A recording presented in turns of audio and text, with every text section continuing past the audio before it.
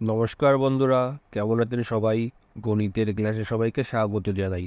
বন্ধুরা, আজ আমরা গণিতের ক্লাসে একটি বীজগণিতিক প্রবলেম নিয়ে আলোচনা করব।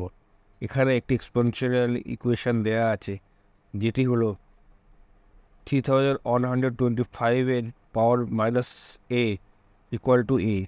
এই সমীকরণ থেকে আমরা এ এর ভ্যালু নির্ণয় করে যাব। আসুন দেখা যাক কীভাবে এটিকে নির্ণয় করা যায়। বন্ধুরা, ভিডিওটি শুরু করার আগে আপনাদের কাছে একটাই অনুরোধ, ভিডিওটি যদি ভালো লেগে থাকে তাহলে অবশ্যই লাইক এবং সাবস্ক্রাইব করবেন। আসুন তাহলে দেখা যাক কীভাবে এটিকে সলভ করা যায়।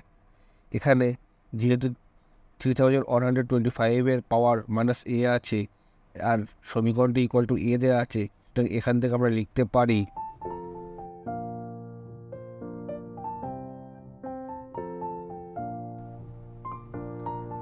অন বাই 3125 পাওয়ার হবে এ, এটাকে এ পাশে আনলে এরকমই হয়, ইকুয়াল টু এ। এখন আমরা যদি ক্রস মাল্টিপ্লিকেশন করি তাহলে এই এটাই নিচে চলে আসবে, এটা এখানে চলে যাবে, অর্থাৎ one by a equal to আমরা লিখতে পারবো 3125 পাওয়ার হচ্ছে এ। এখান থেকে আমরা বোথ সাইডে যদি one by K power one by A দিয়ে গুণ করে দিই তাহলে এখানে দাঁড়াবে অন বাই এ।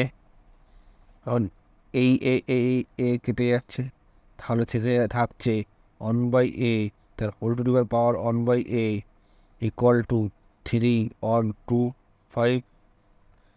এখন আমরা 3/25কে যদি মাল্টিপল আকারে লেখার চেষ্টা করি তাহলে দাঁড়াবে 3/25, একে 5 দিয়ে ডিভাইড হচ্ছে, অর্থাৎ 6/5। একে যদি আমরা আবার 5 দিয়ে ডিভাইড করি তাহলে দাঁড়াবে 1/25। একে যদি আমরা 5 দিয়ে ডিভাইড করি তাহলে দাঁড়াবে 25। একে যদি আমরা 5 দিয়ে ডিভাইড করি তাহলে দাঁড়াবে 5। অর্থাৎ এখানে 1 2 3 4 5, অর্থাৎ আমরা এখান থেকে লিখতে পারি এর মান হচ্ছে 5^5।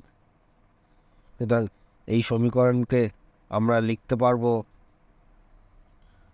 অন এ বাই এ তার whole to the power a equal to 5^5। এখন এই হিসাবে আমরা লিখতেই পারি অন বাই এর মান হচ্ছে 5, দ্যাট ইজ এর মান হচ্ছে